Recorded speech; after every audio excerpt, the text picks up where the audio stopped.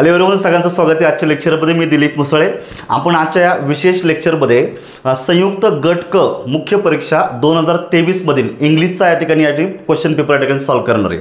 मित्रांनो, तुम्हाला मी आजच्या लेक्चरमध्ये खूप काही छोट्या मोठ्या गोष्टी सांगणार आहे का ज्या तुमच्या येणारे जे 2024 ची जी काही गट क ची मेन्स आहे त्यातील इंग्लिशच्या पेपरला तुम्हाला अत्यंत गरजेचं ठरणार आहे। मग त्या अनुषंगाने आजचा जो पेपर आहे हा खूप खास आहे। प्रत्येकानं शेवटपर्यंत बघा, छोट्या मोठ्या गोष्टी बारकावे हे समजून घेण्याचा प्रयत्न करा। आता खूप छोट्या मोठ्या गोष्टींना खूप प्रॉपरली विश्लेषण करणार आहे, त्यामुळे कदाचित थोडासा वेळ लागू शकतो, परंतु लेक्चर ऐकायला विसरू नका, तुम्हाला खूप या ठिकाणी बेनिफिट होणार आहे। तर पुढे जाण्याच्या अगोदर मित्रांनो एक छोटीशी गोष्ट तुम्हाला सांगायची का आपणही मोठ्या संख्येने किंवा मोठ्या प्रमाणामध्ये आपण डेली अभ्यास करत असतो। तर एक गोष्ट तुम्ही निश्चित डोक्यात ठेवायची, केवळ पुस्तकाचं रीडिंग करणं किंवा एखादी बॅच जॉईन करून सगळा कंटेंट व्यवस्थितपणे अभ्यासणं म्हणजे परीक्षेची तयारी नव्हे, हे प्रथमतः क्लिअर करा।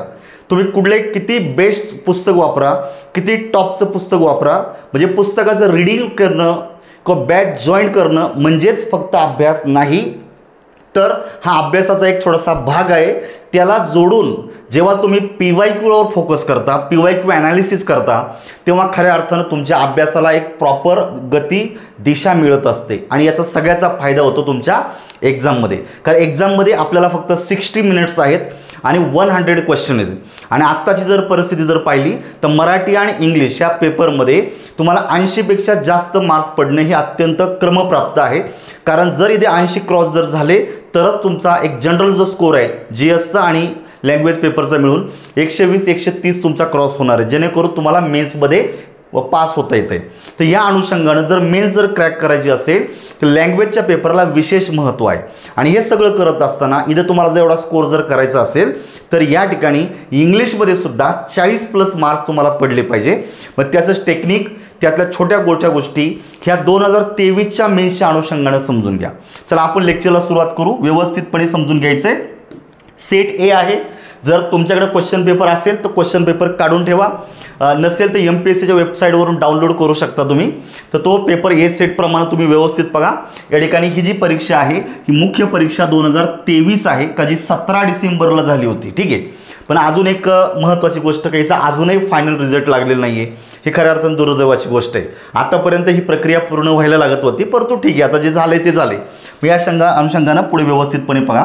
तर मित्रांनो, मी माझ्यासाठी 1 मिनिट वापरतो, काळजीपूर्वक समजून घ्या। जे विद्यार्थी गट क मुख्य परीक्षा 2024ची तयारी करत असतील आणि त्यांचं इंग्लिश जर खऱ्या अर्थानं जर वीक असेल तर एक अतिशय परिपूर्ण अशी अचिव्हर्स इंग्लिश बॅच 3.0 या ठिकाणी आपल्या ॲप्लिकेशनवर या ठिकाणी मी अपलोड केलेली आहे। ॲप्लिकेशन आहे दिलीप मुसळेज इंग्लिश अकॅडमी, जे आजच डाउनलोड करा। याच्यामध्ये तुम्हाला संपूर्ण इंग्लिश ग्रामर, प्रत्येक टॉपिक वाईज तुम्हाला PYQ या ठिकाणी दिलेले आहेत। तब्बल 2500 प्रश्नांचं विश्लेषण तुम्हाला ग्रामरचं, व्होकॅब्युलरीचं व्यवस्थितपणे मिळणार आहे। त्यासोबत तुम्हाला फुल लेंथ 77 प्रश्नांचं प्रश्नपत्रिकांचं विश्लेषण सुद्धा याच्यामध्ये टाकून दिलेलं आहे। असा परिपूर्ण कोर्स आहे। तिथला मॅक्सिमम रीडिंग, मॅक्सिमम तुम्हाला कंटेंट ऐकता येईल, तर नक्की ऐका। फक्त 699 रुपयाला ही कोर्स त्या ठिकाणी अवेलेबल करून दिलेला आहे। ज्या विद्यार्थ्यांनी या अगोदर जर पुढे महाराष्ट्रात कुठेही जर बॅच केली असेल तर मित्रांनो मी तुम्हाला एवढंच सांगेल, हा एक छोटासा कोर्स आहे इंग्लिश PYQ ॲनालिसिस का आत्तापर्यंत 2000 पेक्षा जास्त विद्यार्थ्यांनी जॉईन केलेलं आहे आणि 2023 मध्ये शेकडोनी विद्यार्थी आपल्या बॅचमधून पासआउट झालेले आहेत, म्हणजे या ठिकाणी त्यांचा रिझल्ट सुद्धा आलेले आहेत। तर एक अत्यंत परिणामकारक अशी बॅच आहे। तर ही तुम्हाला या ठिकाणी फक्त आणि फक्त 249 रुपयाला पार तुमच्या गट कच्या मेन्सपर्यंत तुम्हाला याचा ॲक्सेस देणार आहे, म्हणजे 6 महिन्याचा परिपूर्ण ॲक्सेस आहे। तुम्हाला याचा नक्की तुम्हाला फायदा होऊन जाईल, नक्की जॉईन करायला विसरू नका। चला आता आपण या ठिकाणी 51 नंबरपासून 100 नंबरपर्यंतचे सगळे प्रश्न या ठिकाणी काळजीपूर्वक बघायचे आहेत। या ठिकाणी मी फक्त विश्लेषण करणार नाही, तर विश्लेषणाच्या व्यतिरिक्त तुम्हाला एलिमिनेशन कसं वापरता येतं, या ठिकाणी त्याच्याबरोबर तुम्हाला ॲप्रोच कसा बिल्टअप करता येतो, बेसिक माहितीच्या आधारे उत्तर कशी काढता येतात, व्होकॅब्युलरीच्या बाबतीत तुमचा ॲप्रोच कसा पाहिजे, या छोट्या मोठ्या गोष्टींवर सुद्धा प्रकाश टाकणार आहे। सगळ्यांनी काळजीपूर्वक ऐका, अजिबात लेक्चर मिस करू नका। जेवढे आपले मित्र आहेत त्यांना शेअर करायला पण विसरू नका। चला इथे 51 नंबरचा प्रश्न आहे, एक छोटासा प्रश्न या ठिकाणी विचारलाय। बघा त्यांनी काय विचारलंय, it is always desirable to listen to the advice who have extensive practical experience। तुम्हाला एक छोटंसं वाक्य दिलेलं आहे आणि या वाक्यामध्ये इरर कुठे आहे असं विचारलंय. बाय द वे हा खूप ट्रॅडिशनल फॉर्मॅट आहे. हल्लीच्या पेपरमध्ये असे प्रश्न नाही पडत. क्वचित प्रसंगी एखादा प्रश्न या ठिकाणी दिसेल. Otherwise identify correct sentence, identify incorrect sentence असा एक नवीन फॉर्मॅट आपल्याला इंट्रोड्यूस झालेलं आहे. हे वाक्य जर काळजीपूर्वक वाचलं तर तुम्ही लक्षात ठेवायचं. बघा, इट इज ऑलवेज डिझायरेबल. इटच्या नंतर इज क्रियापद आलेले, काहीच हरकत नाही. स्टेप बाय स्टेप आपण वाक्य कंप्लीट करत चालायचं. बघायचं वाक्याचा कर्ता आणि क्रियापदाचा संबंध ठीक आहे. ऑलवेज ॲडव्हर्बियल जे आलेलं आहे हे सुद्धा बरोबर आहे. ॲडव्हर्ब ऑफ जे फ्रिक्वेन्सी असतं हे जनरली मेन व्हर्बच्या अगोदर येत असतं, पण जेव्हा बीचं रूप जेव्हा मुख्य क्रियापद असतं तेव्हा त्याच्यानंतर वापरलं जातं. त्यामुळे हा रूल प्रमाणे पण बरोबर आहे. इट इज ऑलवेज डिझायरेबल, एमध्ये काही चूक नाही आहे. टू लिसन इथं इन्फिनिटिव्ह दिलेले, काही प्रॉब्लेम नाही आहे. आणि पुढे टू द ॲडवाईस इथपर्यंत सुद्धा काहीच अडचण नाही आहे. ठीक आहे, म्हणजे ए आणि बी मध्ये ठीक आहे, पण पुढे तुम्हाला काय केलेलं आहे, रिलेटिव्ह प्रोनाउन दिलेले आणि ते तुमचं आहे हू. तर एक रूल लक्षात ठेवायचा. इथं 3 ॲक्च्युअल रिलेटिव्ह प्रोनाउन 5 आहेत मुख्यत्वे. ओल्ड इंग्लिशमध्ये बट पण वापरला जातो.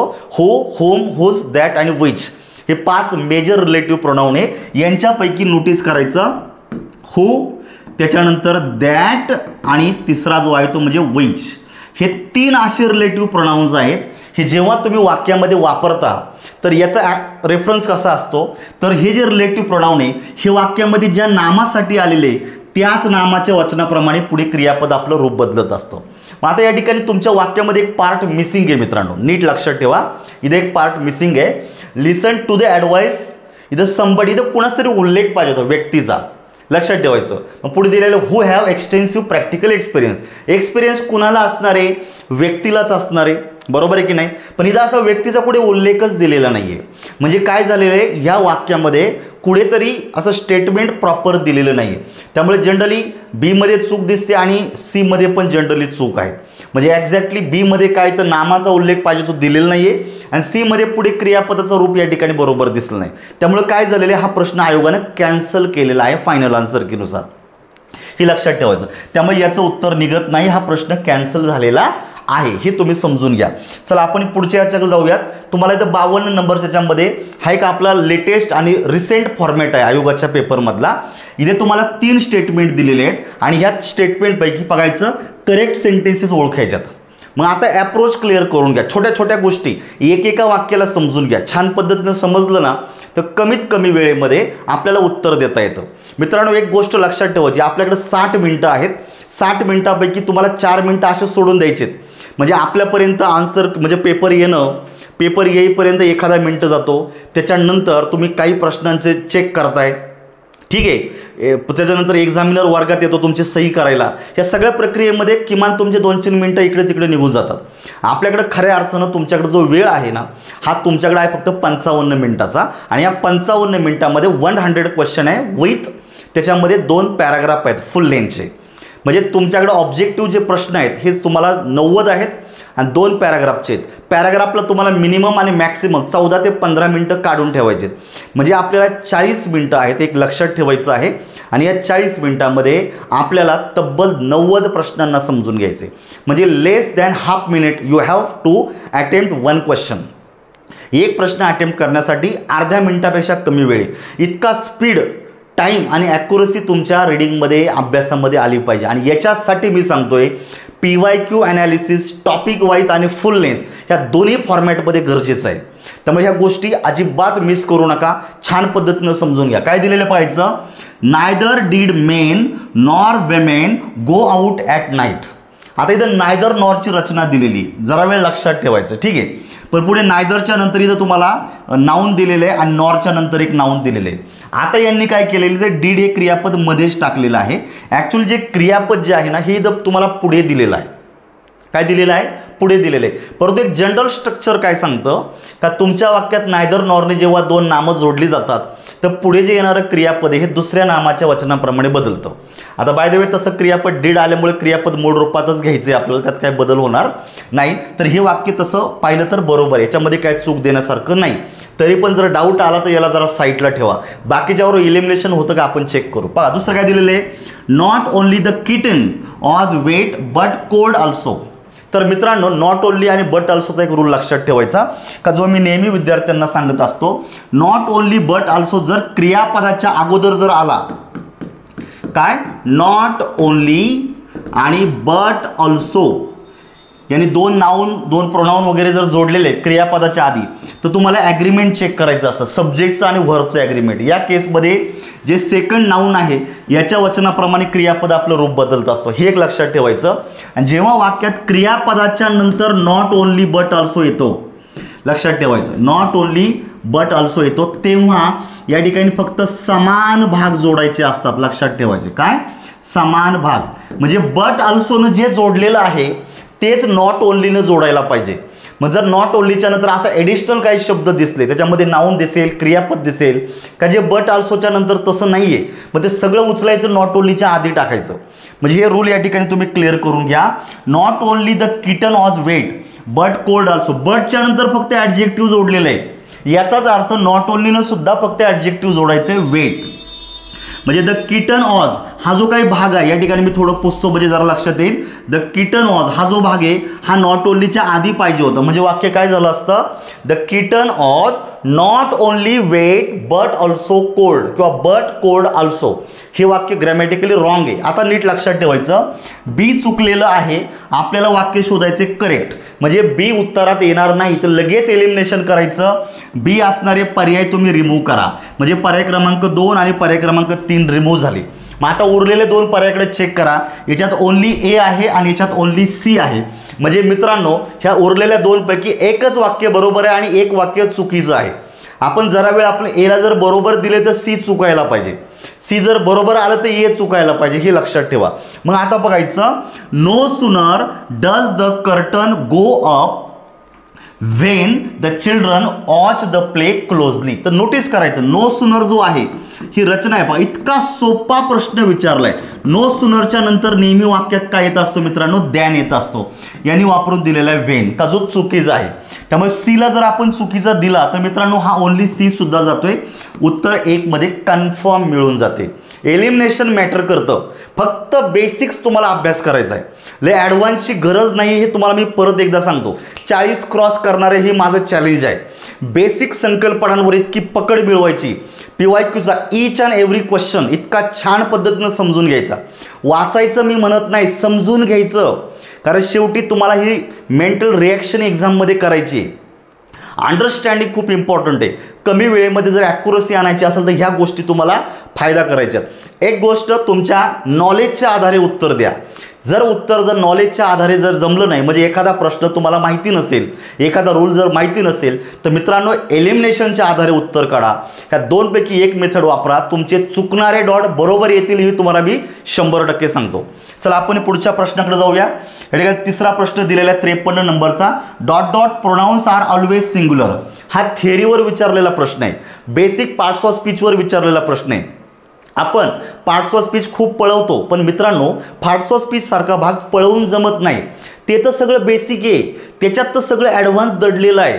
त्यामुळे पार्ट्स ऑफ स्पीचला रीडिंग करताना किमान 10 ते 12 दिवस वेळ द्या.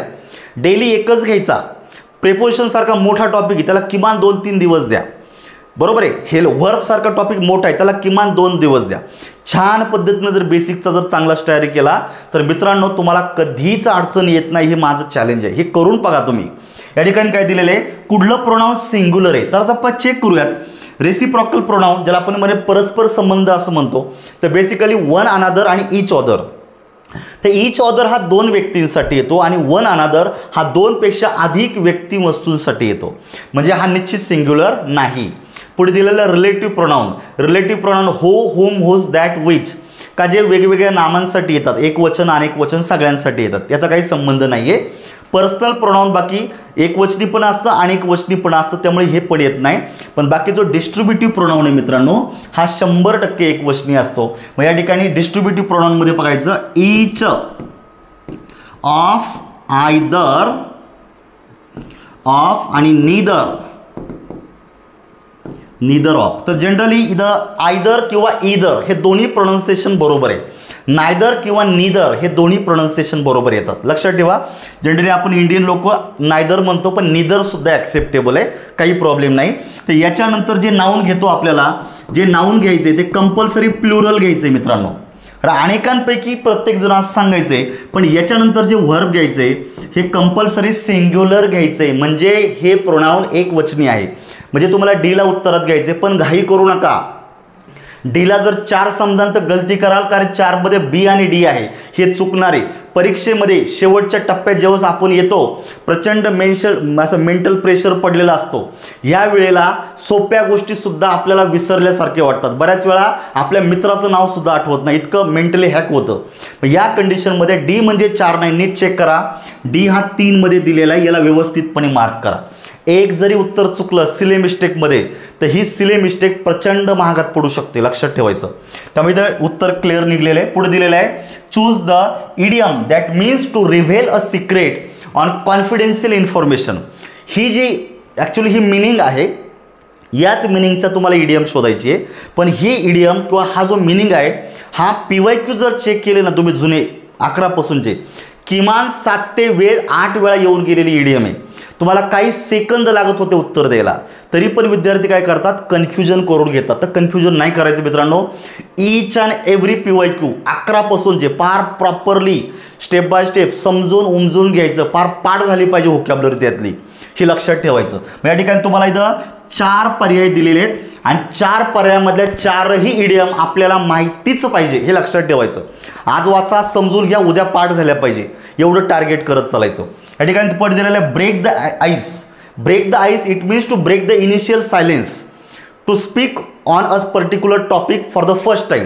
जेव्हा तुम्ही इतरांसोबत असता, सगळे गप्प बसलेले, तेव्हा तुम्ही पहिल्यांदाच कुठेतरी बोलायला सुरुवात केलेली आहे. इतरांना थोडंसं कुठेतरी अशा रीतीनं कम्फर्ट फील करून देताय, नंतर तुम्ही बोलायला सुरुवात करता. ठीक आहे, त्यामुळे याच्याशी काही घेणं देणं नाही. तुमचं ॲक्च्युअल उत्तर येतं आहे, let the cat out of the bag.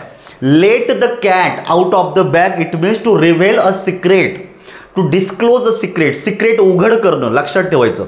याच अर्थाची अजून एक इडियम आहे, ती म्हणजे to spill the bean. To spill the bean it means also to reveal a secret. अशा मल्टिपल अशा इडियम आहेत का त्या सेम मिनिंगसाठी. 2 नंबरमध्ये उत्तर आहे, पण पहिली इडियम येऊन गेलेली आहे, ती लक्षात ठेवायची. तिसरी दिलेली बघा, बाईट द बुलेट, रिपीट झालेली आहे याच्या आधी सुद्धा भरपूर वेळा. Bite the bullet it means to force yourself to do something which is unpleasant and very difficult. जसं तुम्ही प्रेलिमची तयारी करताय, गणितासारखा विषय, सायन्ससारखा विषय जर तुम्हाला अवघड वाटत असेल, आपण म्हणतो अरे यार हा खूप अवघड आहे, आपण नंतर करू, म्हणून आपण काय करतो, तो अभ्यासाचं पुढे टाळलं जातं.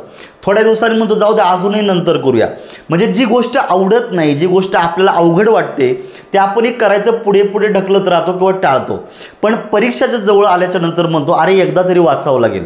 भले ती अवघड आहे पण वाचावं लागतंय, भले ते डिफिकल्ट आहे, समजत नाही आहे तरी वाचावं लागणार आहे. कारण तुम्हाला ते अनप्लिझंट आहे तरी तुम्हाला ते ॲक्सेप्ट करावं लागणार आहे विदाऊट विलिंगनेस. तर नोटीस करायचं, bite the bullet it means to force yourself to do something which is very difficult and unpleasant to you. त्यामुळे हे पण उत्तरात येत नाही. हिट द लेन ऑन द, आपण म्हणतो हेड, ही सुद्धा रिपीट झालेली आहे, ही भले उत्तरात नाही आहे परंतु इम्पॉर्टंट आहे. It means to do or say something that exactly right. म्हणजे अगदी मुद्देसूद एखाद्या मुद्द्यावर तुमचं मत मांडणे किंवा एक्झॅक्टली त्या मुद्द्यावर बोलणे. तर समजून घ्या, ह्या 4ही इडियम रिपीट झालेल्या आहेत जुन्या पेपरमध्ये. त्यातली एक इडियम जी आपल्याला उत्तरात आहे. म्हणजे रीडिंग करताना आपला ॲप्रोच असा असला पाहिजे, केवळ एक उत्तर शोधून उपयोग नाही आहे. ते उत्तर भलेही आज क्लिअर आहे, पण जे बाकीचे पर्याय हे सांगता येत नाही, उद्याच्या एखाद्या पेपरमध्ये येऊ शकतो. त्यामुळे तयारी करून ठेवा. याला PYQ ॲनालिसिस, PYQचं ज्याला आपण म्हणतो प्रॉपर विश्लेषण बोललं जातं, आणि तो ॲप्रोच असतो, हे जनरली गरजेचं असतं. पुढचा प्रश्न दिलेला आहे, चूज द करेक्ट सेंटेन्स आलेलं बघायचं. Try and come tomorrow. तर जनरली ट्राय अँड कम असं नाही होणार. जनरली 2 क्रियापदं वाक्यामध्ये अँड जोडलेली आहे, तर बेसिकली असं नाही होणार.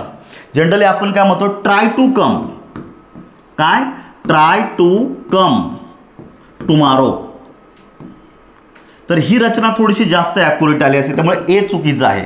आता ए चुकल्यामुळे एलिमिनेशनमध्ये फक्त एकच पर्याय रिमूव्ह होतोय. पण दुसरीकडे बघायचं, आय फेल्ट शुअर दॅट इथं दॅटची रचना पाहिजे होती ॲक्च्युली. बघा माझ्या बोलण्यातून पण दॅट आलेला आहे. ॲक्च्युली जे सत्य आहे, ज्या गोष्टी खऱ्या आहेत ना, त्या खऱ्याच बरोबर आपल्या तोंडामध्ये येतं असं जनरली. आय फेल्ट शुअर हा झाला तुमचा मेन क्लॉज. मला कशाची खात्री वाटलेली आहे पुढे दिलेले आहे, that he would die and his money would go to his son. तर जनरली हा नाऊन क्लॉज या ठिकाणी कनेक्टरची गरज होते. लक्षात ठेवा, मेन आणि सबऑर्डिनेट क्लॉजला कनेक्टरची गरज होते, तो दिलेला नाही आहे. त्यामुळे मित्रांनो हे बी सुद्धा चुकलेलं आहे. त्यामुळे बघा आता आपण बीला सुद्धा रिमूव्ह करतो, याच्यातला रिमूव्ह झालेला आहे. म्हणजे बाय डिफॉल्ट उत्तर फक्त तुमचं सी येतं आहे, म्हणजे एकामध्ये उत्तर निघतं. चेक करू आपण काय दिलेलं आहे. The pandit read the first mantra and the bridegroom read the second. बघा दोन सब्जेक्ट दिलेले आहेत. तुम्हाला याच्यामध्ये थोडं पुसून दाखवतो म्हणजे बघायचं. द पंडित हा पहिल्या वाक्याचा सब्जेक्ट, द ब्राईडग्रूम हा दुसऱ्या वाक्याचा सब्जेक्ट. पहिल्या वाक्यामध्ये पण क्रियापद दिलेलं आहे, दुसऱ्या वाक्यामध्ये पण क्रियापद दिलेले. पहिल्या वाक्यातही ऑब्जेक्ट आहे, दुसऱ्या वाक्यातही ऑब्जेक्ट आहे. दोन सिंपल सेंटेन्स आहे का जे ग्रॅमॅटिकली करेक्ट आहे आणि ती अँड या कंजंक्शन जोडून याचं एक कंपाऊंड सेंटेन्स तयार झालेलं आहे. याच्यात काहीही चूक नाही आहे. त्यामुळे सीला उत्तरात द्यायचं आहे. सी हा पर्याय क्रमांक 1 मध्ये दिलेला आहे. त्यामुळे मित्रांनो एलिमिनेशन पण बघा, बेसिक संकल्पना पण चेक करा, उत्तरं निघतात हे मी खात्रीशीर सांगतो. पुढचा प्रश्न, find the correct indirect speech विचारलेला आहे आणि खूप सोपं आहे, पार बेसिक लेवलला विचारले मित्रांनो. हे प्रश्न जर चुकत असेल ना तर मी सांगतो का अभ्यास करण्यात काही मजा नाही, उगा आपला टाइमपास होतोय, हे लक्षात ठेवा. यायलाच पाहिजे. म्हणजे इंग्लिश ग्रामरमध्ये किंवा व्होकॅब्युलरीमध्ये 50-60% असे प्रश्न असतात का ते तुम्हाला यायलाच पाहिजे. तुमच्या 30चा आकडा इथंच क्रॉस होऊन जातो. खरा जो तुमचा जो स्टडी आहे ना हा 30च्या वरचा 1-1 मार्क मिळवण्यासाठी लागतो. आणि आपण जे या ठिकाणी शिकतोय त्या शेवटच्या 1-1, 2-2 मार्क्ससाठी विचार करतोय का जे तुम्हाला मेरिटमध्ये बसून देणार आहेत. लक्षात ठेवायचं. काय दिलेलं आहे बघा, ही सेड आय शाल गो होम. आता बघा डायरेक्ट स्पीचमध्ये जे इंट्रोडक्टरी वर्ब आहे हे भूतकाळातलं आहे, त्यामुळे सेडचं सेडच होणार आहे. मग सेडचं परत वर्तमान काळ होईल का रे, कधीच होणार नाही आहे. त्यामुळे एक वाक्य चुकलेलं आहे. अजून एका वाक्यात वर्तमान काळ दिलेला आहे, इथे पण चुकलेलं आहे, हे चौथं वाक्य गेलं. दुसरी गोष्ट बघायचं, विधानार्थी वाक्य असेल तर अवतरण चिन्हासाठी तुम्ही दॅट हे कनेक्टिव्ह वापरलं, इथपर्यंत बरोबर आहे. वाक्याचा करता आय झालेला आहे, आयचं थर्ड पर्सन या ठिकाणी तुम्ही केलेलं आहे, ही बरोबर आहे. शाल आणि विल लक्षात ठेवायचं. डायरेक्ट स्पीचमध्ये जर शाल किंवा विल जर आला याचं इनडायरेक्ट स्पीचमध्ये ओल्डमध्ये रूपांतर होतो. कशामध्ये रूपांतर होतं, ओल्डमध्ये. फक्त एक अपवादात्मक रूल लक्षात ठेवायचा, जेव्हा शाल वाक्यामधून ड्युटी व्यक्त करतो तेव्हा शालचं रूपांतर शूडमध्ये केलं जातं. कशामध्ये केलं जातं, शूडमध्ये. इथं आता ओल्ड करायचं, इथं ओल्ड दिलेलं आहे. ओल्डच्या नंतर नेहमी क्रियापद मूळ रूपात घेऊन उरलेलं वाक्य लिहायचं, काहीच चुकीचं नाही आहे. पर्याय क्रमांक 3 मध्ये उत्तर आहे. मग जर 2 नंबर का चुकलं ते पण चेक करा. ही सेड दॅट, ही शाल जे हेल्पिंग वर्ब याच्यामध्ये बदल करायचा होता, काळानुसार बदल करायचा होता का तो केलेला नाही आहे, त्यामुळे पर्याय क्रमांक 2 सुद्धा चुकलेले. त्यामुळे 4ही प्रश्नांचं विश्लेषण माहितीच पाहिजे.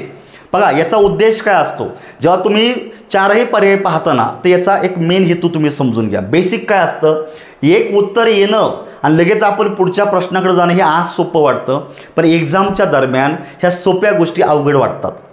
तेव्हा 4ही पर्याय त्याला जर प्रॉपरली ॲनालाइज जर केलं तर एक्झॅक्टली एका उत्तराला आपल्याला मार्क करता येतं. म्हणजे कॉन्फिडन्स राहतो आणि पुढच्या प्रश्नाकडे जाताना मागच्याचं बर्डन पुढं राहत नाही, हे लक्षात ठेवा. पुढचा प्रश्न आहे, had he not send money on time the poor farmer dot dot his son.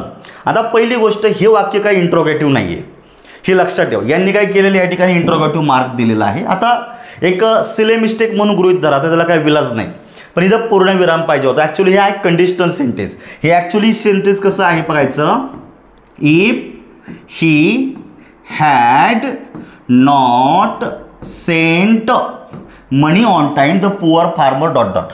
तर ॲक्च्युली हे खरं वाक्य असं आहे. याला इन्व्हर्जन बोललं जातं. तर इफ काढून टाकायचा आणि कर्ता आणि क्रियापद यांच्या जागाची आदला बदल करायची. म्हणजे जे क्रियापद आहे ते पहिल्यांदा घ्या, कर्ता नंतर घ्या. म्हणजे रचना काय झाली, had he not sent money on time, म्हणजे ही वाक्य पहिल्या वाक्याप्रमाणेच आहे. म्हणून लक्षात ठेवायचं, इफचा जो काही क्लॉज आहे, इफच्या क्लॉजमध्ये जर पूर्ण भूतकाळ जर दिलेला असेल, बघा हॅड प्लस V3 पूर्ण भूतकाळ दिलेला असेल तर याला बोललं जातं इम्पॉसिबल कंडिशन. आणि या केसमध्ये जो मेन क्लॉज जोडलेला आहे, ह्या मेन क्लॉजमध्ये जे क्रियापद येतं ते आपल्याला कसं घ्यायचं आहे, ओल्ड प्लस हॅव प्लस क्रियापदाचं तिसरं रूप, हे तुमचं क्रियापदाची रचना अपेक्षित आहे. म्हणजे या ठिकाणी समजून घ्या, वुड हॅव प्लस V3 फक्त पर्याय क्रमांक 2 मध्ये आहे. वुड लॉस्ट होणार नाही, हे इमॅजिनरी कंडिशनमध्ये होतं. वुड हॅव बीन लॉस्ट सुद्धा या ठिकाणी होणार नाही, लक्षात ठेवायचं. पण या ठिकाणी बघायचं the poor farmer would have lost his son. गमवायचं काम हाच केलं असतं, त्यामुळे इथं हा ॲक्टिव्ह सब्जेक्ट आहे. त्यामुळे इथं 57 नंबरसाठी पर्याय क्रमांक 2 हे तुमचं एक्झॅक्ट उत्तर आहे. विल या ठिकाणी येणार नाही, हे लक्षात ठेवायचं. पुढचा fill in the blanks. Many people are painting. Many people झालं वाक्यामध्ये सब्जेक्ट, आर पेंटिंग झालं वाक्यातलं क्रियापद. बघा, कर्ता आणि क्रियापदाच्या नंतर तुम्ही वाक्यामध्ये कर्म घेऊ शकता किंवा बाकीचे पार्ट घेऊ शकता. मग इथं तुम्हाला दिलेलं बघा, व्हाईट हा ॲडजेक्टिव्ह आहे, बरोबर आहे. Their house these days. कुठंतरी तुम्ही कशाला पेंट करताय, घरालाच करणार आहे, त्यामुळे देअर हाऊस याच्यानंतर आधी पाहिजे होता. त्यामुळं many people are painting their houses white these days. Adverb of जो टायमिंग आहे हा शक्यतो वाक्याच्या शेवटी राहतो किंवा वाक्याच्या सुरुवातीला राहतो, वाक्याच्या मध्ये तो लुडबुड करत नाही. त्यामुळे मित्रांनो पर्याय क्रमांक 3 मध्ये एक्झॅक्ट उत्तर आहे. Many people are painting their houses these days white होणार नाही. हा जो दीज डेज आहे हा वाक्याच्या शेवटी पाहिजे होता, त्यामुळे 3 नंबरमध्ये ॲक्युरेट उत्तर आहे. पुढचं बघायचं. After years of guilt she finally decided to make a clean breast of her involvement in the scandal and confessed everything to the authority. What does the phrase make a clean breast of ही idiom आलेली. गट कच्या पेपरमध्ये मित्रांनो idiom भरपूर विचारलेले आहेत. Make a clean breast of नावाची इडियम आहे, लक्षात ठेवायचं. हिचा तुम्हाला मिनिंग विचारलेला आहे. याचा एक्झॅक्टली मिनिंग आहे to tell the truth about something. एखाद्या गोष्टीविषयीचं जे सत्य आहे हे सत्य उघड करणे किंवा इतरांना सांगणे. आपल्या मनामध्ये आपण एखादी चूक केलेली आहे, तर ती चूक जी आहे ही दुसऱ्याला तुम्ही सांगता आहेत की माझ्याकडनं हे चुकलेलं आहे, म्हणजे कबुली देणं. थोडक्यात काय करणं, कबुली देणं, कन्फेशनसारखं. त्यामुळे क्लीन समथिंग होणार नाही आहे. मेक हार्टफुल अपॉलॉजी, क्षमा याचना पण मागितलेलं आहे. Reveal or confess something. Confess म्हणजेच काय करणे, कबुली देणं, हे लक्षात ठेवायचं. Face the consequences of one's action होणार नाही, याला फेस द म्युझिक बोललं जातं. इथं तुमचं 59 साठी पर्याय क्रमांक 2 हे तुमचं एक्झॅक्ट उत्तर आहे. पुढचं बघायचं. The doctor advise his patient where he should go for a holiday. आता तुम्ही इथं 4 वाक्य दिलेली आहेत आणि तुम्हाला विचारलेलं आहे ॲडव्हर्ब क्लॉज विचारलेला आहे. खूप ट्रॅडिशनल फॉर्मॅट आहे आणि असे PYQ जर चेक जर केले ना, कमीत कमी 40-50 प्रश्न ह्या फॉर्मॅटवर येऊन गेलेले आहेत. त्यामुळे हा फॉर्मॅट गट कच्या विद्यार्थ्यांना काही नवीन नव्हता, ज्यांनी PYQ पाहिलेलं असेल. लक्षात ठेवायचं. द डॉक्टर हा झाला सब्जेक्ट, ॲडवाइज हिज पेशंट हे झालं क्रियापदाचं दुसरं रूप, हिज पेशंट झाला कर्म. आता वाक्यातील जो मेन क्लॉज आहे ह्या मेन क्लॉजमधील क्रियापदाला तुम्ही व्हॉटनं प्रश्न विचारा. What did the doctor advise his patient, तर उत्तर काय मिळतं, where he should go for a holiday. तर मित्रांनो क्रियापदाचा कर्म म्हणून जो क्लॉज काम करतो त्याला बोललं जातं नाउन क्लॉज. म्हणजे पहिल्या वाक्यात नाउन क्लॉज आहे, त्यामुळे नोटीस करा ए उत्तरात येणार नाही. इथंच एलिमिनेशन करा. बघा याच्यातला ए जातो, याच्यातला ए जातो, म्हणजे पर्याय क्रमांक 1 आणि 3 गेले. आलो आपण 50-50वर. अजून जस्ट वाक्य एकच वाचले, 50-50वर आलो. दुसरं जर चेक केलं तर दोघांमध्ये काही कॉमन सापडते का बघा. याच्यामध्ये डी दिलेला आहे आणि याच्यातही डी दिलेला आहे. म्हणजे मित्रांनो डी मध्ये 100% तुमचं ॲडव्हर्ब क्लॉज असला पाहिजे. बघायचं.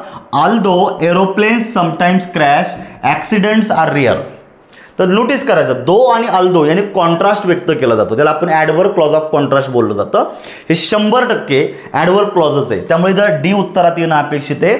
फक्त डी सोबत जोडीदार कोणला आहे, बी. तर बी चेक करा फक्त. काय दिलेलं आहे बी मध्ये, द जज वंडर्ड. वाक्यातील कर्ता आणि क्रियापदाच्या नंतर पुन्हा एकदा कर्म म्हणून हा क्लॉज आलेला आहे. व्हॉट डीड द जज वंडर, उत्तर मिळतं who had committed the crime. म्हणजे कर्म म्हणून जो क्लॉज काम करतो मित्रांनो तो नाउन क्लॉज असतो, बरोबर आहे. It is a pity. What is a pity, उत्तर मिळतं that you could come here. तर मित्रांनो पहिल्या 3 वाक्यांमध्ये नाउन क्लॉज आहे आणि 3ही वाक्यांमध्ये तो कर्म म्हणून आलेला आहे. पण चौथं वाक्य जे डी आहे ते एक्झॅक्ट उत्तर आहे. पर्याय क्रमांक 4ला मार्क करा. बघा ह्या पद्धतीने ॲनालिसिस करायचं. पुढे दिलेलं आहे फिल इन द ब्लँकसाठी दिलेलं आहे. Manisha will dot dot the prize which is declared yesterday. जो प्राईज काल डिक्लेअर झालेला आहे तो प्राईज ती काय करणार आहे, ती ॲक्सेप्ट करेल. या ठिकाणी बघा एक्सेप्ट म्हणजे च्या शिवाय, च्या व्यतिरिक्त. तर हा शब्द या ठिकाणी बसत नाही आहे. इथं उत्तर आलं पाहिजे ॲक्सेप्ट. ॲक्सेप्ट म्हणजे स्वीकार करणे. म्हणजे तुम्हाला पारितोषिक दिलेले, प्राईज दिलेले, तुम्ही त्याचा स्वीकार केलेला आहे, ते ॲक्सेप्ट उत्तर आलं पाहिजे. SK असा शब्दच नाही आहे. आणि एक्सपेक्ट म्हणजे काहीतरी अपेक्षा बाळगणं, तो वेगळा शब्द आहे. म्हणजे तुमचं उत्तर येतं ॲक्सेप्ट म्हणजे स्वीकार करणं, हे तुम्हाला कॉन्टेक्स्चुअली मिनिंग बरोबर सापडतो. पुढे दिलेलं आहे find the correct option of the question tag विचारलेलं आहे. They will fail. तिथं वाक्य तुम्हाला दिलेलं बघायचं, दे विल आणि फेल. तर नोटीस करायचं, तुम्हाला वाक्य ॲज इट इज लिहायचं आहे आणि नंतर स्वल्पविराम द्यायचा आहे. वाक्य पॉझिटिव्ह आहे म्हणून क्वेश्चन टॅग निगेटिव्ह करताना वाक्य जो विल आहे याला नॉट जोडायचं आहे. म्हणजे काय झालेलं आहे, विल नॉटचं होतं मित्रांनो ओंट, WONT ओंट झालेलं आहे. आणि वाक्याचा जो सब्जेक्ट आहे तो ॲज इट इज जोडून द्यायचा. तुमचं झालं ओंट दे. ओंट दे कुठे दिलेले चेक करायचं. आता विल दे चालणार नाही कारण वाक्य पॉझिटिव्ह आहे, क्वेश्चन टॅग निगेटिव्ह पाहिजे होता, हे चुकलेलं आहे. दे विल फेल, ओंट दे. तर या ठिकाणी चेक करा, बरोबर उत्तर सी मध्ये निघतं आहे. सी कुठे दिलेला आहे, फक्त पर्याय क्रमांक 4 मध्ये दिलेला आहे. बघा ओल्ड होणार नाही आणि विल पण होणार नाही. जनरली विल नॉट दे हे ओल्ड देचंच रूप आहे, परंतु आपल्याला क्वेश्चन टॅगमध्ये कॉन्ट्रॅक्टेड फॉर्म घ्यायचे आहेत, स्वतंत्र शब्द नाही. सो पर्याय क्रमांक सी उत्तरात येणं अपेक्षित आहे. त्यामुळे 62 नंबर हे लक्षात ठेवायचं, 4 नंबरचं उत्तर एक्झॅक्ट आहे. बरोबर आहे. एखाद्याला वाटेल सर ओंट म्हणजेच विल नॉट, दोन्ही पण बरोबर यायला पाहिजे, त्यांनी बरोबर पर्याय सी आणि डी दिलेला आहे. खात्री करा कॉन्ट्रॅक्टेड फॉर्मच ॲक्सेप्टेबल आहे निगेटिव्ह शब्दासाठी, फुल असे 2 स्वतंत्र शब्द नाही. त्यामुळे 4 नंबरचं उत्तर येतं आहे. पुढचा प्रश्न आहे, I know that he was ill but I did not know that he suffered from cancer. आता बघायचं, तुम्हाला ह्या वाक्याचा टाईप विचारलेला आहे. Compound sentence, complex sentence, compound complex sentence का सिंपल सेंटेन्स. तुम्हाला मी थोडक्यात सांगतो म्हणजे तुमची एक संकल्पना क्लिअर होईल. जे सिंपल सेंटेन्स असतं मित्रांनो, सिंपल सेंटेन्समध्ये मेन क्लॉज किती आणि सबऑर्डिनेट क्लॉज किती हे तुम्हाला चेक करायचं आहे. मग आता चेक करा, सिंपल सेंटेन्स जो असतो ना याच्यामध्ये एकच मेन क्लॉज असतो, सिंपल सेंटेन्समध्ये सबऑर्डिनेट क्लॉज नसतो. दुसरं वाक्य तुमचं कंपाऊंड, लक्षात ठेवायचं. जे कंपाऊंड सेंटेन्स आहे याच्यामध्ये 2 मेन क्लॉजेस असतात. किती मेन क्लॉज असतात, 2. याच्यामध्ये सुद्धा सबऑर्डिनेट क्लॉज नसतो, हे लक्षात ठेवायचं. पुढचा दिलेलं आहे तुम्हाला कॉम्प्लेक्स सेंटेन्स.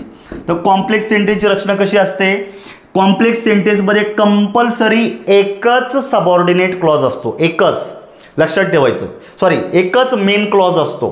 काय असतो, एकच मेन क्लॉज असतो आणि त्याला जोडून एक किंवा एकापेक्षा जास्त सबऑर्डिनेट क्लॉजेस असतात. मिनिमम एक पाहिजे, मग जास्त असू द्या काही फरक पडत नाही. आणि जो आपला शेवटचा जो आहे तो समजून घ्यायचा आहे, त्याला आपण म्हणतो कंपाऊंड कॉम्प्लेक्स. तर एक लक्षात ठेवायचं, कंपाऊंड होण्यासाठी 2 मेन क्लॉज पाहिजे आणि कॉम्प्लेक्स होण्यासाठी किमान एक सबऑर्डिनेट क्लॉज पाहिजे. तर हे एवढं चेक करायचं फक्त, ही बेसिक माहिती आहे आणि हीच ॲडव्हान्स आहे. एवढं चॅट ज्याला कळेल ना, मी चॅलेंज देतो सिंथेसिस या घटकावरचा एकही प्रश्न 11 पासून आत्ता आलेला चुकणार नाही, खात्रीशीर. कारण मी प्रत्येक each and every question record केलेला आहे, याचं मी तुम्हाला खात्रीशीर सांगतो. फक्त एवढा चार्ट लक्षात ठेवायचा. मग आता चेक करायचं, आय न्यू हा झाला तुमचा मेन क्लॉज. मग व्हॉट डिड यू नो उत्तर मिळतं दॅट ही वॉज इल. बघा आय न्यू हा झाला तुमचा मेन क्लॉज आणि दॅटनं इथपर्यंत स्वल्पविरामपर्यंत दिलेला आहे सबऑर्डिनेट क्लॉज. आता मेन आणि सबऑर्डिनेट आला म्हणजे मित्रांनो ॲटलिस्ट सिंपल तर येणार नाही, कारण सिंपलमध्ये सबऑर्डिनेट येत नाही. दुसरी गोष्ट कंपाऊंड येणार नाही, कारण कंपाऊंडमध्ये सुद्धा सबऑर्डिनेट क्लॉज नसतो. त्यामुळे 2 पर्याय रिमूव्ह झाले. आता पुढे चालायचं, बट हे कोऑर्डिनेटिंग कंजंक्शन आहे का जे कंपाऊंड सेंटेन्समध्ये येतं. मग पुढे चालायचं, आय डिड नॉट नो इथपर्यंत झाला दुसरा मेन क्लॉज. काय झालेलं आहे, दुसरा main clause. What did you not know, तुला काय माहीत नव्हतं, उत्तर मिळतं that he suffered from cancer. क्रियापदाच्या नंतर कर्म म्हणून जो क्लॉज काम करतो तो नाउन क्लॉज आहे, म्हणजे हा सबऑर्डिनेट क्लॉज आहे. म्हणजे नोटीस करा, ज्या वाक्यात 2 मेन क्लॉज आलेले आहेत आणि ज्या वाक्यात 2 सबऑर्डिनेट क्लॉज आलेले आहेत, ॲटलिस्ट लक्षात ठेवायचं, याला डोळे झाकून काय म्हणायचं, कंपाऊंड कॉम्प्लेक्स सेंटेन्स. मग बी कुठे, बी म्हणजे 2 असेलच असं काही नाही, या ठिकाणी त्यांनी सरळ सरळ दिलेलं आहे, उत्तर तुमचं 2 मध्ये निघतं. ॲप्रोच क्लिअर करा. एक्झॅक्टली काय, सिंपल सेंटेन्स एकच main clause, no subordinate clause. Compound sentence 2 main clauses, no subordinate clause. Complex sentence only 1 main clause and 1 or more subordinate clauses. Compound complex sentence compulsory 2 main clauses and one or more subordinate clauses. असं mind map तयार झाला पाहिजे, पाठच होऊन जातं, हे लक्षात ठेवायचं. पुढचं दिलेला प्रश्न बघायचा आता. Choose the correct sentence. पहा काय दिलेलं आहे. Can you tell me why you are interested in an administrative career. पहिली गोष्ट, हे वाक्य ग्रॅमॅटिकली करेक्ट आहे. बघा वाक्य प्रश्नार्थक आहे, त्यामुळे याची वाक्य सुरुवात हेल्पिंग वर्बनं झालेली आहे, नंतर कर्ता आणि मेन वर्ब झालेले. नोटीस करा मित्रांनो, एका वाक्यामध्ये 2 प्रश्नार्थकच्या रचना येत नाहीत. त्यामुळे इथं पहिलं वाक्य प्रश्नार्थक झालेलं आहे. दुसऱ्या वाक्याची सुरुवात सबऑर्डिनेट क्लॉजची सुरुवात भले WH वर्डनं झालेली आहे, पण इथं विधानार्थी करताना आधी कर्ता नंतर हेल्पिंग वर्ब घ्यायचं. हे वाक्य बरोबर आहे. पुढे दिलेलं बघायचं. कॅन यू टेल मी, हे पहिला मेन क्लॉज झालेला आहे. Why you are late, interrogative sentence, हे सुद्धा बरोबर आहे. एकाच वाक्यात 2 इंट्रोगेटिव्हच्या रचना घेत नाही. पहिली घ्यायची, दुसरी विधानार्थी करायची, म्हणजे WH वर्डच्या नंतर आधी कर्ता आणि नंतर हेल्पिंग वर्ब घ्यायचं. मग तिसरं वाक्य, डू यू थिंक, हा झाला तुमचा मेन क्लॉज. आणि does your name indicate your personality. बघा हा एक क्वेश्चन झाला आणि हा दुसरा क्वेश्चन झाला. एकाच वाक्यात 2 प्रश्नार्थकच्या रचना येत नाही, म्हणून सी चुकलेले. मग आता चेक करायचं, आपल्याला बरोबर विचारलेले आणि सी तर चुकीचं आहे. सी असणारे पर्याय रिमूव्ह करा मित्रांनो, तुमचं एकच उत्तर येतं. 100% उत्तर बरोबर येते, अजिबात चुकणार नाही, खात्रीशीर सांगतो. पुढचा प्रश्न आहे. Fill in the blanks with the correct pair of article. Dot dot बघायचं.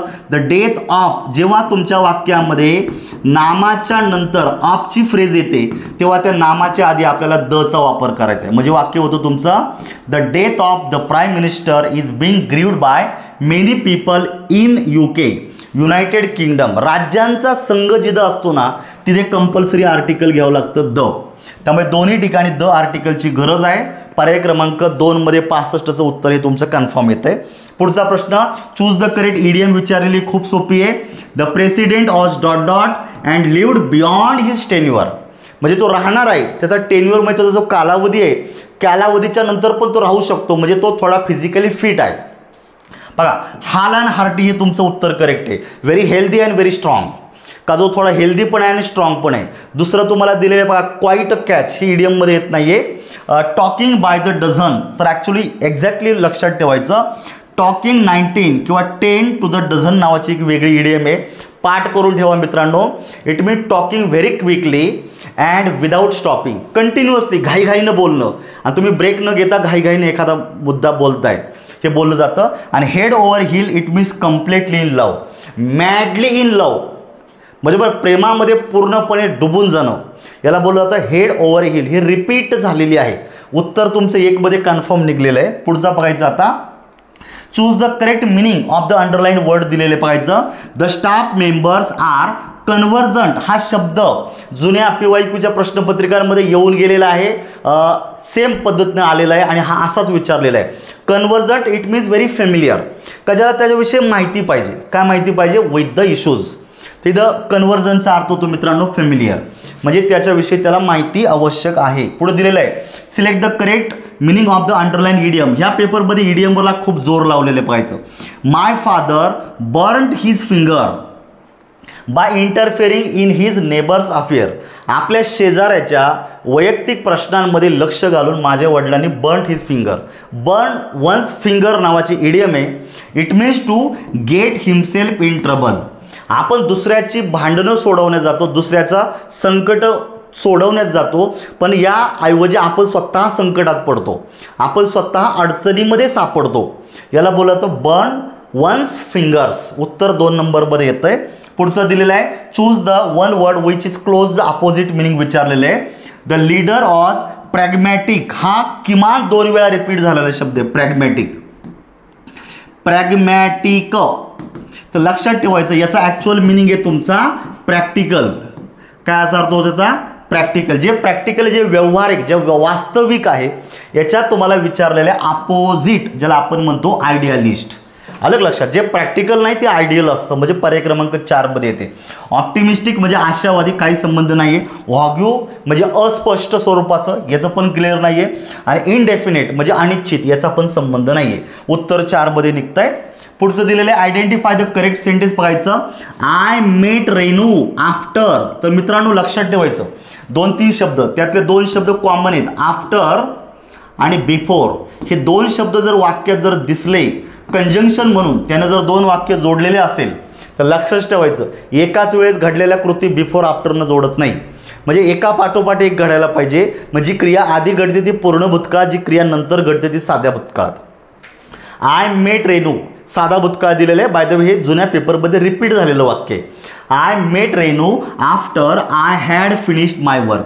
मित्रांनो, एक जी क्रिया प्रथम घडली ती पूर्ण भूतकाळात, जी क्रिया नंतर घडली ती साध्या भूतकाळात. एक वाक्य बरोबर आहे. ए उत्तरात घ्यायचं आहे आपल्याला, करेक्ट विचारले. ए ए ए ए ए हा होलसेलमध्ये दिलेला आहे, तर मग अजून उत्तर निघत नाही. पुढच्याकडे चला. काय दिलेलं आहे? When I first seeing him I thought he was a lawyer. जेव्हा मी त्याला पहिल्यांदा पाहिलं, थिंगचा भूतकाळ थॉट दिलेला आहे. याचा अर्थ तुम्हाला अगोदरची क्रियासुद्धा भूतकाळात पाहिजे. तर सींग हे जरंड ह्या पद्धतीनं चालत नाही. या ठिकाणी तुम्हाला पाहिजे होतं सॉ. उत्तर यायला पाहिजे व्हेन आय फर्स्ट सॉ him I thought he was a lawyer. ते वाक्य चुकलेलं आहे. इथं क्रियापदाचं रूप बरोबर वापरलेलं नाही. वाक्य साध्या भूतकाळातले तर सी सॉ सीनपैकी सॉचा वापर पाहिजे होता, म्हणजे बी चुकलेले. आता एलिमिनेशन होतं बघा. बी उत्तरामध्ये नको आहे. मग चेक करा, याच्यामध्ये बी आहे म्हणजे पर्याय क्रमांक 2 गेला, याच्यात बी आहे म्हणजे पर्याय क्रमांक 2 गेला. आता दोन उरलेल्याच्यामध्ये कॉमन काय ए आहे, तो तसाही बरोबर होता. आता फक्त सी डिसाईड करेल का उत्तर कोणतं आहे, 1 आहे का 3 आहे. हे दोन तर पर्याय कटले.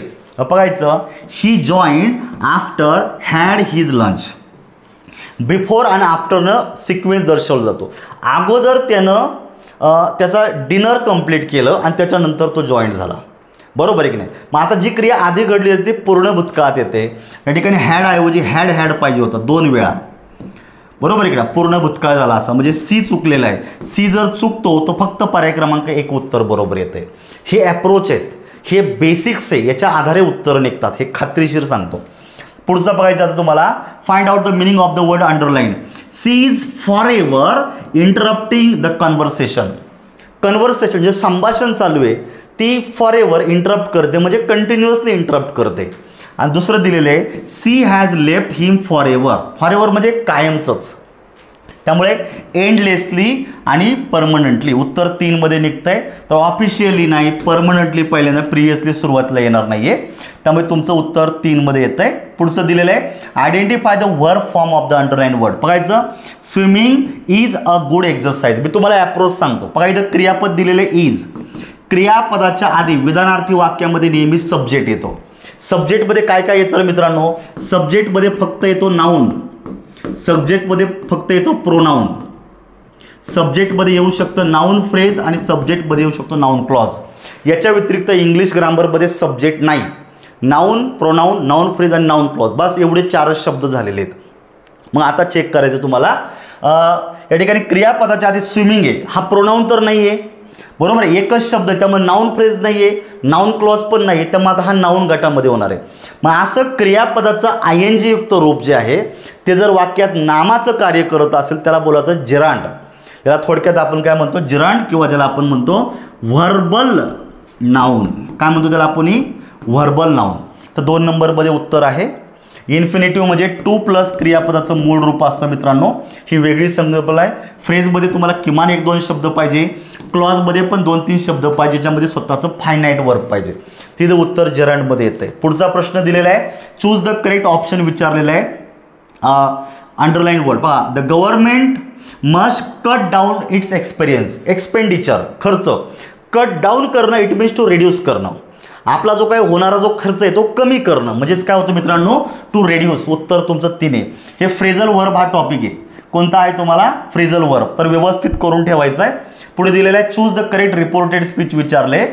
ही said I do not wish to see any of you go away.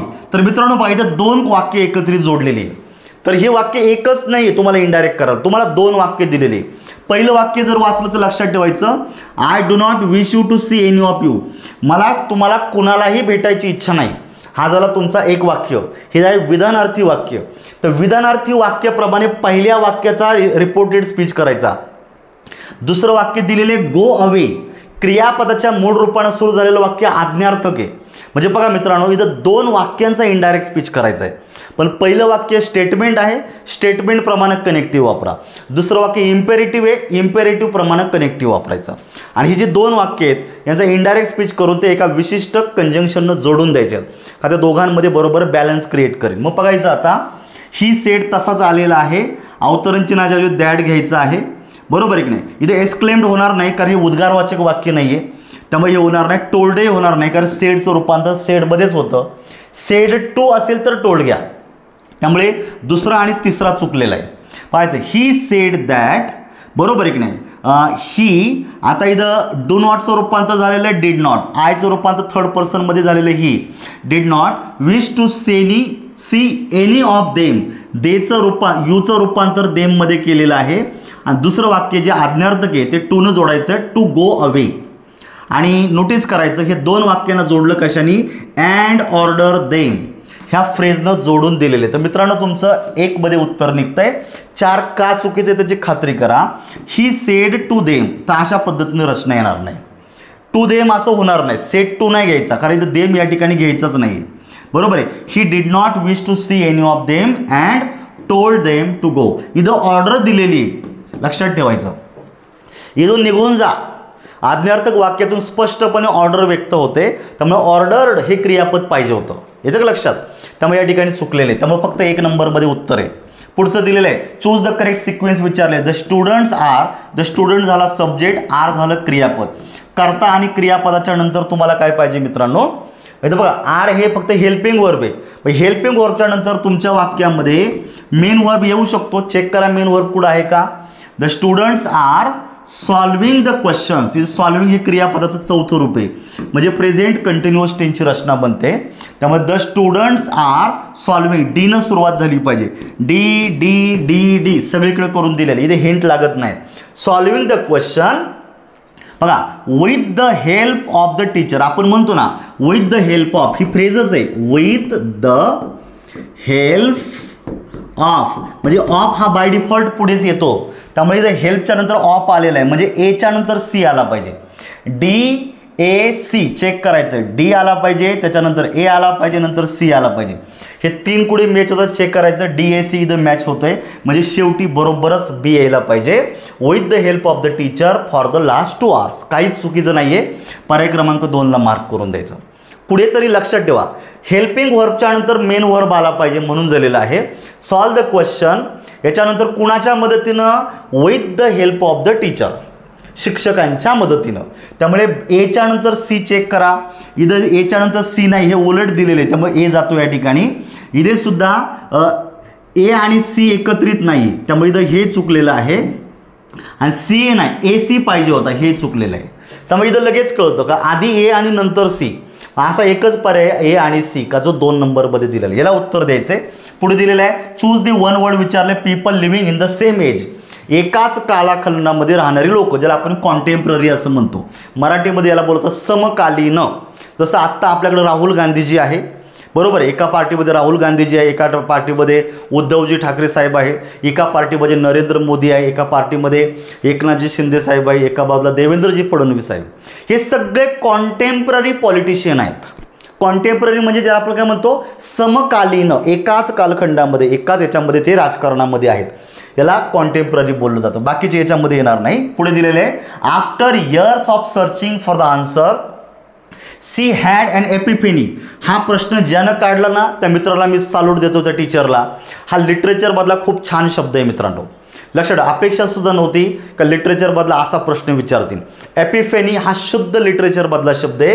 It is means an experience of sudden and stricken realisation. काय sudden and stricken realisation, sudden realisation of something, बरोबर आहे. And finally understood the true meaning of his happiness. 1 नंबरमध्ये उत्तर येत आहे. पुढचं दिलेलं आहे he must be asleep for there is no light in his room. तर मित्रांनो फॉर जो आहे तर जनरली फॉर आणि सो ह्या दोघांना इलॅटिव्ह कंजंक्शन बोललं जातं.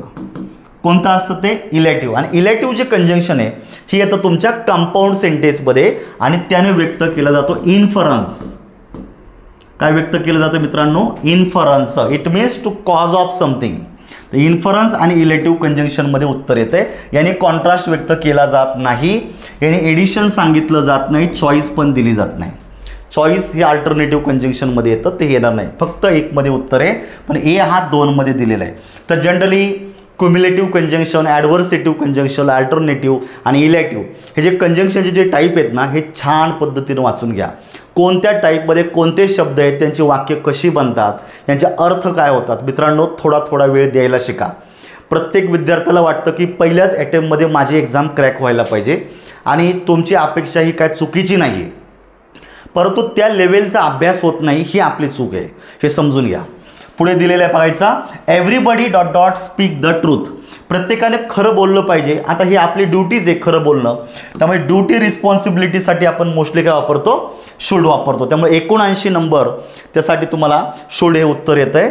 पुढचा बघायचा आता, मॅच द फॉलोइंग. इग्नोरंट आपल्याला काय विचारलं, करेक्ट मिनिंग विचार. इग्नोरंट म्हणजेच आपण म्हणून अज्ञानी, त्याला परिस्थितीचं ज्ञान नाही आहे किंवा त्याच्याविषयी किंवा बाहेर जे काही चालू आहे त्याच्याविषयी त्याला कुठल्याही प्रकारची आयडिया नाही आहे. अननोन असं आपण म्हणू शकतो. मग याला आपण म्हणतो जनरली अनइन्फॉर्म. त्याला काही गोष्टींची माहिती नाही आहे, म्हणजे तो त्या गोष्टीविषयी अननोन आहे, म्हणजेच इग्नोरंट आहे. त्यामुळे ए साठी 2 आला पाहिजे. बघा, ए साठी 2 हा इथं ठिकाणी दिलेला आहे, इथे दिलेला आहे, म्हणजे इथं पहिली जोडी चुकलेली. दुसरं एमिनंट. एमिनंट ज्याला आपण म्हणतो ॲप्रोचिंग, जवळ येऊन ठेपलेला पाहिजे. इमिनंटमध्ये इथे आय दिलेले आहे आणि दुसरा दिलेला आहे एमिनंट. इथे ई आलेला असेल ज्याला आपण सुप्रसिद्ध म्हणतो. एमिनंट म्हणजे सुप्रसिद्ध आणि इमिनंट म्हणजे approaching very close, very near to something. त्यामुळे इथं 2 साठी म्हणजे बी साठी 4 पुढे आला. बी साठी 4 या ठिकाणी आलेला आहे. बी साठी 3 मॅच होत नाही, पर्याय क्रमांक 3रा रिमूव्ह झाला. बी साठी 1 नाही आहे, पर्याय क्रमांक 4था रिमूव्ह झाला. इथंच उत्तर निघलेले पर्याय क्रमांक 1, म्हणजे उरलेले 2 बरोबरच यायला पाहिजे. ऑब्स्टिनेट म्हणजे स्टबॉर्न, ज्याला आपण म्हणतो हट्टी व्यक्ती, दुराग्रही व्यक्ती, याला ऑब्स्टिनेट बोललं होतं. हा 2024च्या राज्यसेवेला शब्द येऊन गेलेला आहे. आणि प्रुडंट, प्रुडंट म्हणजे खूप हुशार, वाईज व्यक्ती. ठीक आहे, उत्तर तुमचं निघलेलं आहे. पुढचं बघायचं, choose the meaning of the underline idiom. How can you trust a man who plays fast and loose. ही इडियम आहे, to play fast and loose. It means to say one thing and does something another. म्हणजे करतो एक आणि वागतो एक. बरोबर आहे. एखाद्या व्यक्तीचं वागणं असं आहे आणि करणं असं असतं, बोलणं असं असतं. बोलतो एक आणि एक्झॅक्टली करतो एक. पर्याय क्रमांक 4 मध्ये उत्तर आहे. पुढचं दिलेलं आहे, it is I who am to blame. It is I who is to blame. It is me who is to blame आणि it is I who is to. Generally notice करायचं, जर तुमच्या वाक्यात इट इज किंवा it was अशा रचना आल्या, ते दोघांच्या नंतर जे पर्सनल प्रोनाउन सब्जेक्ट म्हणून येणार आहे ते नॉमिनेटिव्ह केसमध्ये घ्यायचं. आय चालेल, मी चालणार नाही. आणि पुढे जर तुमच्या वाक्यात जर रिलेटिव्ह प्रोनाउन जर आलेलं असेल, हे रिलेटिव्ह प्रोनाउन ह्या नामासाठीच येतं. आयच्या नंतर इज कधीच येत नाही मित्रांनो, आयच्या नंतर येतो एम. त्यामुळे उत्तर काय पाहिजे, it is I who am to blame. त्यामुळे एला उत्तरात घ्यायचं आहे आणि ए आहे फक्त पर्याय क्रमांक 3 मध्ये. त्यामुळे 82 नंबरचा प्रश्न काळजीपूर्वक बघा, याचं उत्तर 3 दिलेलं आहे, बाकीचे येणार नाहीत. मॅच द फॉलोइंग वर्ड बघायचं. Annihilate. Annihilate it means to destroy something completely. सर्वनाश करून टाकणे, समूळ नायनाश करणे. त्यामुळे बघायचं ए साठी तुमचं 4 नंबरमध्ये उत्तर येते. एचा 4 हा इथे दिलेला आहे आणि या ठिकाणी दिलेला आहे. त्यामुळे पर्याय क्रमांक 1 मध्ये बसत नाहीये आणि 2 मध्ये पण बसत नाही. एलिमिनेशनमध्ये 2 लगेच उडाले. पुढे दिलेले बघा, सेलिबसी. सेलिबसी ज्याला आपण बोललं जातं, अ पर्सन हू आपण म्हणतो रिमेन अनमॅरिड, का जो अविवाहितच राहतो. And who suppose to remain unmarried in the future also. तो भविष्यातही अनमॅरिड राहणार आहे, त्याला सेलिबसी असं बोलायचं, कौमारी अवस्था. त्यामुळे स्टेट ऑफ रिमेन, सॉरी त्याला आपण दुसरा शब्द वापरला जातो, त्याला स्पिन्स्टर बोलतो. थोडी चूक झाली. तर सेलिबसी ज्या व्यक्तीचं लग्न झालेलं नाही आहे, अविवाहित व्यक्ती, ज्याला आपण सेलिबसी कौमारी अवस्था बोललं जातं. त्यामुळे इथं तुमचा सी येतोय. म्हणजे बी साठी 3 नंबरचं उत्तर आलं पाहिजे. बी साठी 2 चालत नाही, बी साठी 1 चालत नाही, त्यामुळे 3रा पण जातोय. म्हणजे आपको 4 नंबरमध्ये उत्तर बरोबरच यायला पाहिजे. बी साठी 3 आलं म्हणजे 2 उरलेले मॅचेस होणार आहे. पाहायचं, इन डी फटिकेबल. फटीग हा मूळ शब्द याच्यामध्ये, FATIG. फटीक म्हणजे क्षीण, थकवा. लक्षात ठेवायचं काय, क्षीण किंवा थकवा. तर फटीकचा अर्थ तसाच होऊ शकतो, या ठिकाणी स्पष्ट दिलेले बघायचा. One who incapable of being tired, ज्याला थकवा येत नाही, जो थकत नाही, तर असा व्यक्ती. मग सी साठी 2 नंबर इथं दिलेलं आहे बरोबर. आणि सोमनॅम्ब्युलिश ज्याला आपण म्हणतो, one who walks in sleep, जो झोपेमध्ये चालतो, त्याला बोललं जातं. पर्याय क्रमांक 4 मध्ये उत्तर आहे. पुढचं बघा, find out the correct meaning of the underline idiom. परत एकदा इडियमवर भरपूर प्रश्न विचारलेले, इथंच गटकच्या पोरांना प्रॉब्लेम आला असावा. पाहायचं, why are you hanging back. By the way सगळे पुढे ना पुढे येऊन गेलेले आहेत, त्यामुळे बाऊ करायची गरज नव्हती. तुम्ही जर PYQला चांगलं हँडल केलं असतं तर हे चुटकी सरची सुटले असते. Hanging back it means to hesitate to proceed. पुढे जाण्यास, प्रगती करण्यास कुठंतरी थांबणे, मज्जाव घालणे किंवा चालढकल करणे, त्याला उत्तरात येतं 1 नंबरचं. पुढे दिलेलं आहे, if I had wings I would come flying to you. जर मला पंख असते तर मी तुझ्यापर्यंत उडत आलो असतो. हे इमॅजिन केलेलं आहे. जे काल्पनिक अट आहे. इफच्या क्लॉजमध्ये जर साधा भूतकाळ जर दिलेला असेल, हॅड एकटाच आलेला आहे, तर मेन क्लॉजमध्ये आपल्याला ओल्ड प्लस क्रियापदाचं मूळ रूप घ्यायचं आहे. आणि याला इम्पॉसिबल बोलत नाही आहे, प्रोबॅबल पण बोलत नाही. इम्पॉसिबल कंडिशनमध्ये इफच्या क्लॉजमध्ये पूर्ण भूतकाळ असतो. प्रोबॅबल कंडिशनलाच आपण रिअल कंडिशन म्हणतो किंवा लाईकली कंडिशन म्हणतो. तर प्रोबॅबल किंवा लाईकली कंडिशनमध्ये इफच्या क्लॉजमध्ये साधा वर्तमान काळ असतो. एकच राहत तुमचं इम्प्रॉबॅबल म्हणजेच अनलाईकली कंडिशन, इमॅजिनरी कंडिशन, त्याचबरोबर अनरिअल कंडिशन आणि हायपोथेटिकल कंडिशन. ही 5 नावं एकाच कंडिशनला आहे, त्यामुळे तुमचं बी उत्तरात आलं पाहिजे. बी कुठे दिलेलं आहे मित्रांनो, पर्याय क्रमांक 4. खात्रीशीर उत्तर देत चला. पुढे दिलेलं पाहायचं, select the idiom that means to try to achieve something that is very difficult or unkindly. एखाद्या अशी गोष्ट अचीव करायचा प्रयत्न करतो का ते खूप डिफिकल्ट आहे आणि आपण म्हणतो अनलाइकली, का तसं घडू शकणार नाही आहे. मग त्याला आपण सिम्पली म्हणतो रिच फॉर द स्टार्स. जसे अवकाशामध्ये चांदणे असतात, स्टार्स असतात, आपण म्हणतो मला ते स्टार्स पाहिजे, तर हे पॉसिबल नाही आहे. काय, ह्या गोष्टी पॉसिबल नाही. त्यामुळे अशक्य प्राय गोष्टींसाठी मिळवण्यासाठी प्रयत्न करणं, त्याला बोलतो रिच फॉर द स्टार्स. हे मग आता तुम्हाला बाकीच्या इडियम माहिती पाहिजे. Turn over a new leaf. Turn over a new leaf नावाची इडियम आहे, रिपीट झालेली आहे. It means to change your behaviour in a positive way. म्हणजे तुमचं जे काय जुना स्वभाव आहे, वागणूक आहे, बिहेवियर आहे, ते बदलणं आणि नव्यानं जीवन जगायला सुरुवात करणं, का जे पहिल्यापेक्षा बेटर आहे. लक्षात ठेवायचं. पुढे दिलेलं आहे, throw in the towel. Throw in the towel it means to admit defeat. पराभव मान्य करणं, पराभव स्वीकार करणं, ह्याचं उत्तर येतोय. पुढे दिलेलं बघायचं, beat the dead horse. Beat the dead horse it means to waste efforts on something when there is no chance of success. म्हणजे निरर्थक गोष्टींसाठी तुम्ही प्रयत्न करताय, त्यातून काही आउटपुट मिळणार नाही आहे.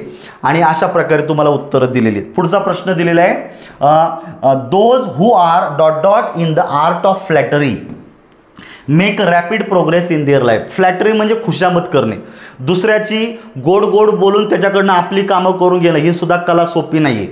ही लोक सायकोलॉजी प्राध्यापक असतात, दुसऱ्याला खुश ठेवणं इतकी सोपी गोष्ट नाही. आणि दीर्घकाळ जर खुश ठेवत असेल तर अशा गोष्टीला, अशा व्यक्तीला मानायला पाहिजे. दुसऱ्याला खुश, अरे कधी कधी लोक ऐकत नाहीत, दुसऱ्याला खुश ठेवणं सोपं नाही. मग ही एक कला आहे. ॲडॉप्ट म्हणजे स्वीकार करणं.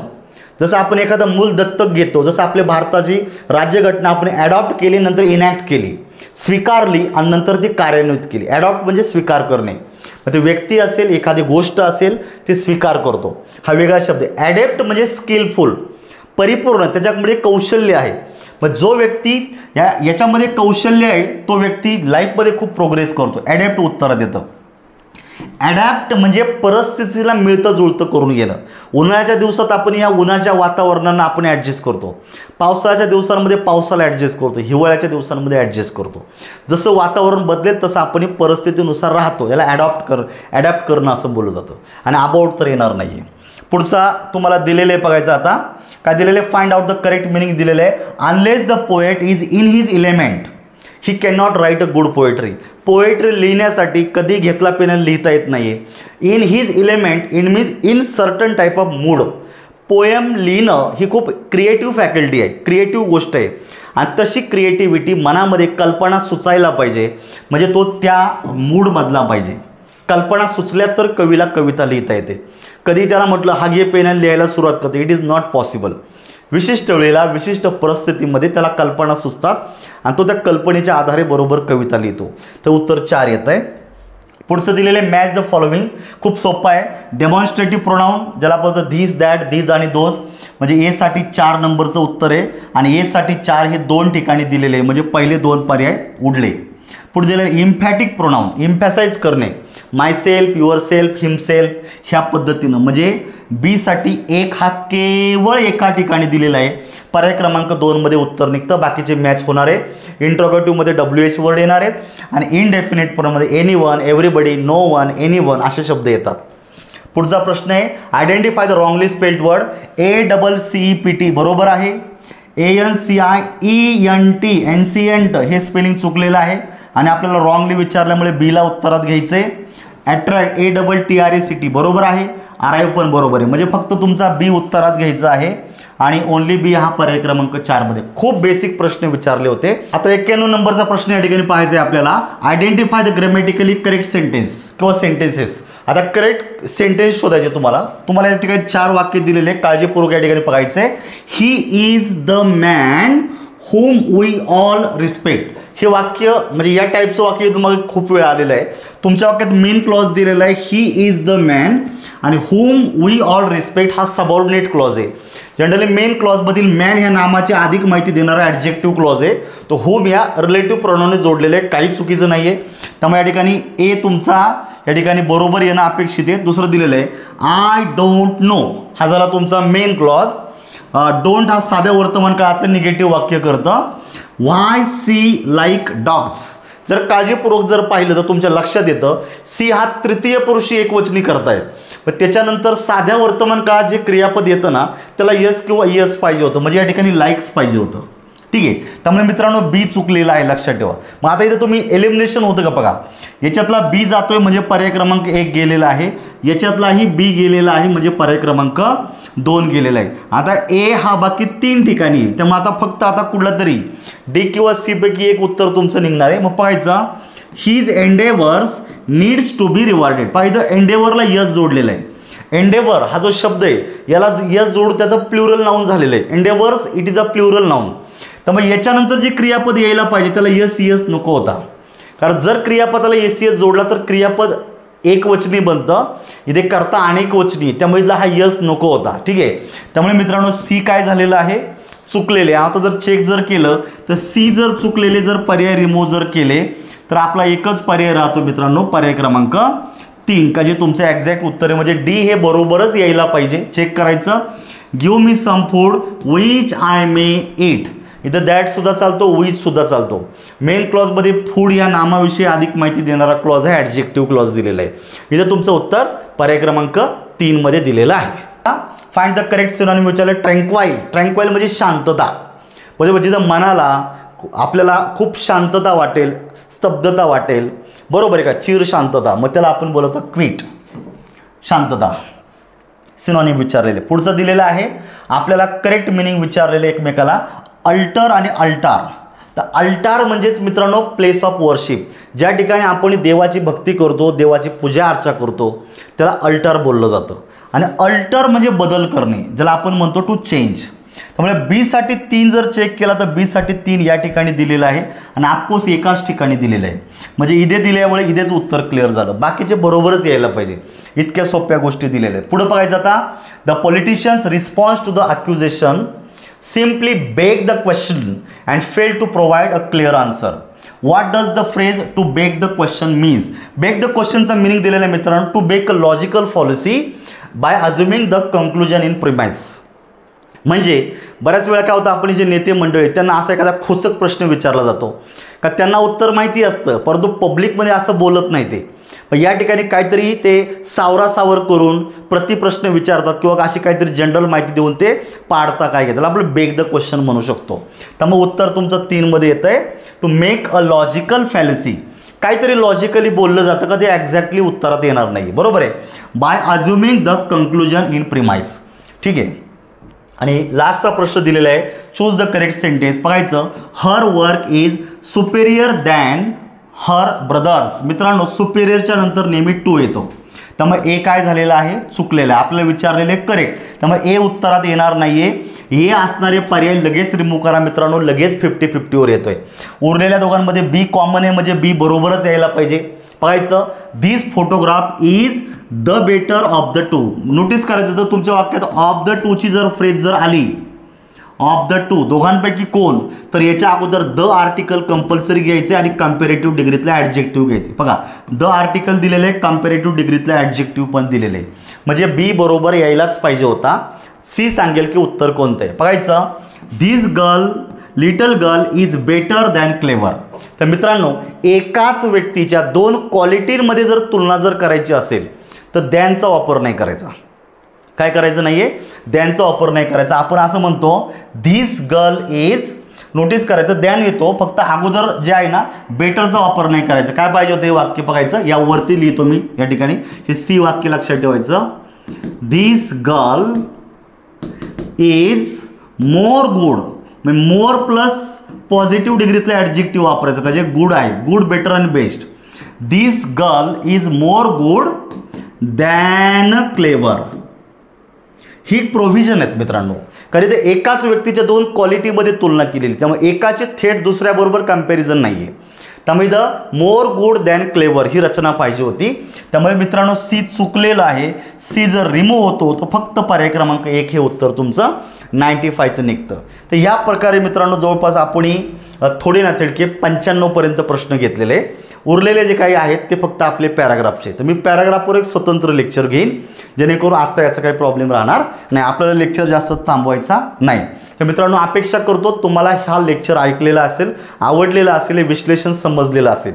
थोडक्यात एक सांगायचं आहे, आपण जो अभ्यास करतो, आपण जे पुस्तक वाचन करतो ते फक्त आपल्या ह्या संपूर्ण अभ्यासाच्या प्रक्रियेमधला एक पार्ट आहे. जोपर्यंत तुम्ही मॅक्सिमम PYQचे ॲनालिसिस करत नाही, मॅक्सिमम PYQ छोट्या मोठ्या गोष्टी समजून घेत नाही, तोपर्यंत तुमच्या अभ्यासाला दिशा मिळणार नाही. आपल्याकडे वेळ कमी असतो, कमी वेळेमध्ये ॲक्युरसी वाढवायचं आणि तुमचे मॅक्सिमम अटेम्प्ट जर करायचं असेल तर PYQला पर्याय नाही. ठीक आहे, तर निश्चित हे जर लेक्चर आवडलं असेल तर आपल्या चॅनलला सबस्क्राईब करा, हा लेक्चर आपल्या मित्रांना शेअर करा. आणि जर तुम्हाला आपली बॅच जर आवश्यक असेल तर आपलं ॲप्लिकेशन डाउनलोड करा. केवळ 249 रुपयाला एक छोटीशी बॅच मी लॉन्च केलेली आहे. 100% तुम्हाला रिझल्ट ओरिएंटेड कंटेंट मिळतो. चला आजच्या लेक्चरमध्ये थांबूया. आपण याचा जो पुढचा लेक्चर आहे, ह्या पुढच्या लेक्चरमध्ये राज्यसेवा मुख्य परीक्षा 2024चं पेपरचं विश्लेषण घेऊन भेटूया. थँक्यू.